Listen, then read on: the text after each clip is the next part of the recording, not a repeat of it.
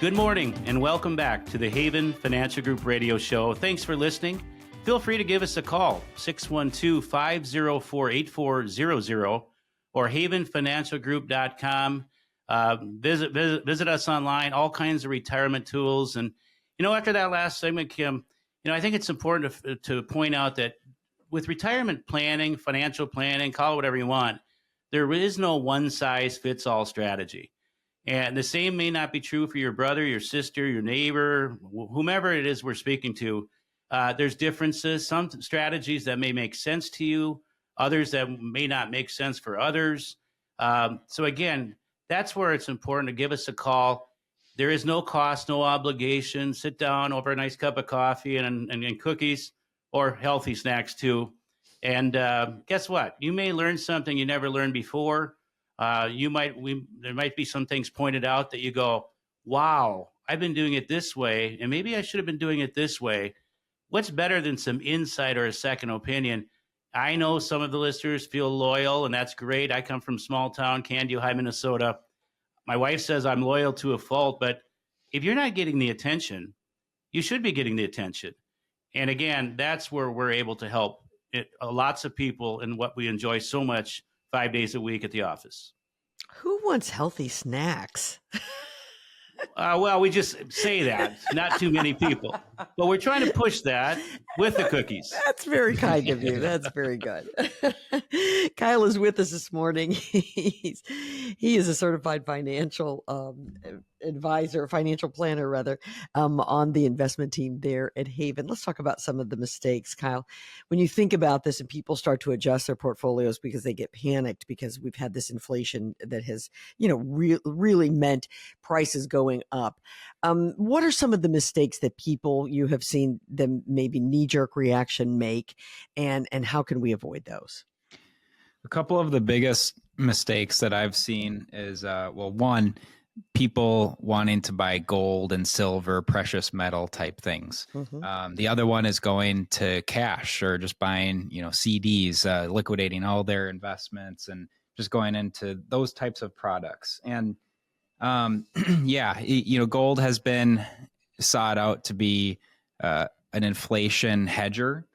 And there's a lot of ads out there now too, and they're trying to ignite emotion inside of you to buy gold or silver or whatever it is, and put that in your portfolio. But I actually did some research before this, and over the last 100 years, gold has only performed better than cash in terms of the asset classes that are inside of our portfolios. It's behind small caps, large caps, international, emerging markets, and then even bonds that we hold. So over 100 years, if you would have put money into all of those, gold would have been the second worst one. So yes, it's had a great year, but it's also historically not the best place that you could park your money. And we don't necessarily want to buy things when they're high, and it's high right now. We want to buy low and sell high. So those are just some things that, I observe looking at portfolios and things that people want to do that I try to just steer them away from, so we can, kind of look at what would be the best allocation of our assets. What about real estate investments? Kim, if I could add to that. Sure, go ahead. Take nothing from this conversation that we are against gold, silver, precious metals, anything of that whatsoever, because that's not true. Now, why is it that there's more ads on TV when inflation's high? Doesn't that seem a little bit interesting that there be all these gold ads? Well, they're trying to sell you on something, collect a commission. Not saying that anything's free, but if you have some extra money on the sidelines, again, buying some gold, some coins, whatever you're going to do, that's fine. But long-term retirement plan, over long periods of time, not so good. And sometimes people get so, extreme one way or the other, and they kind of avoid, letting some of their other goals get ignored, like that emergency savings account, right? Depleting that, letting debt creep up and the credit card interest eating you alive. And they forget some of the other things that are going to create foundational retirement security just because, they're all hyped up about this or they're that. And sometimes they make knee-jerk investment choices, sell off at the wrong time. Everybody's goal is to buy low, sell high. then why is it the average investor does the opposite? Because they don't Panic. know any different, and Right. emotions overtake them, and then they make irrational decisions. And some of the simplest things that I probably on our weekly show, people should know what they're paying. Kyle alluded to this here a little bit ago. Paying way too much for funds, we know higher cost does not mean better returns. Mm-hmm. So what are you paying inside the funds? What are you paying your guy or gal for a management fee? And again, if you're saying you're not paying, if you're saying you pay nothing, that's simply not true.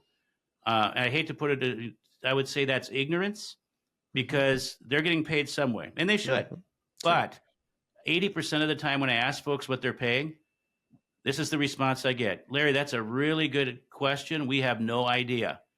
In a competitive industry that we're in, that should never happen. You should know exactly what you're paying and what you're getting. There should be no surprises. And if you ask the question and they tiptoe around the answer, you might want to ask more questions. Mm. It's very simple today. Well, what do you say to people who say in these inflationary times, I just want to hang on to my cash. I'm just going to stay in cash. Cash is cash. Yeah, I know that is a very comfortable thing for people to have, is just be in cash, because now they're not going to lose anything. Mm-hmm. They don't have the potential to go down 20 or 30% if the market does that. But I also give them the argument that you actually are losing something, because inflation is, it's always there. And, over time, we hope it's about 2%. But if someone was in cash these last couple of years, they lost money. I mean, even if you're in a money market, you're just kind of treading water in a way with that type of investment, because inflation has been that or more over the last couple of years. Mm-hmm. So it's just important to look at it from all perspectives, because yes, you're not losing the dollar value that you had, but the value of that dollar is less. Sure. If you're just staying in cash. And what about people who say, you know what, I'm going to buy real estate and, manage rental properties? Well, real estate is actually a type of investment that we have inside of our portfolios. You're not, you're investing in a real estate fund that we have in our portfolio. So that is an allocation that we like, and we like to have a piece in there. It's a part of, think of it, we're making some kind of dinner here, right? And there's a bunch of different ingredients that go into the recipe. That's a little piece of the recipe that we have in there because we like the flavor of it. And we want to grab some of that performance that it has, because it does have potential for long-term good performance. Mm-hmm.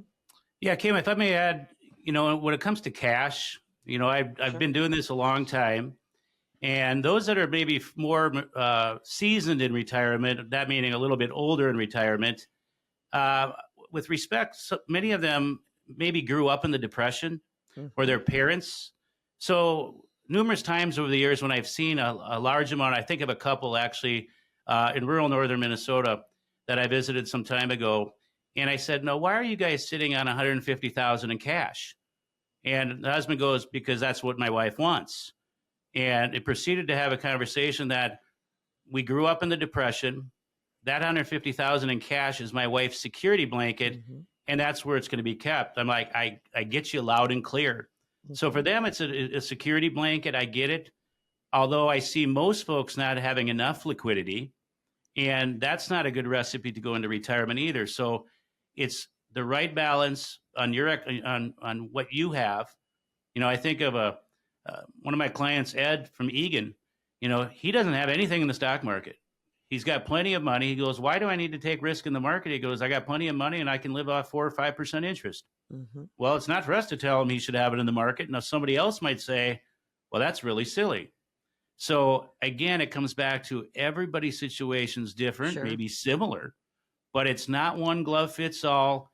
We at Haven Financial Group tend to be a little more conservative because our average client is in their mid 60s. And we're not limited in age, but the element of time becomes that much more important relevant to their working years compared to their retirement years. Absolutely.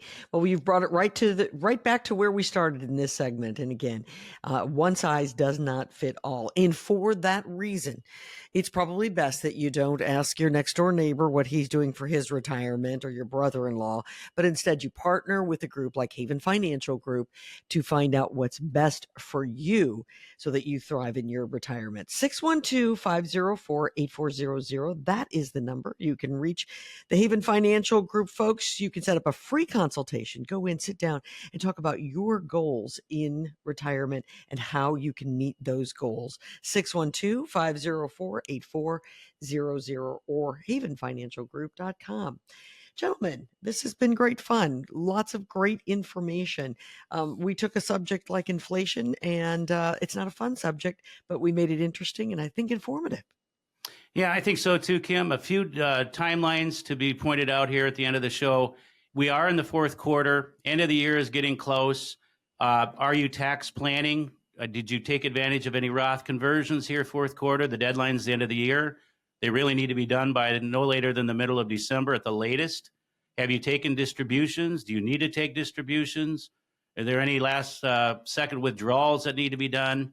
Annual enrollment for Medicare is right now.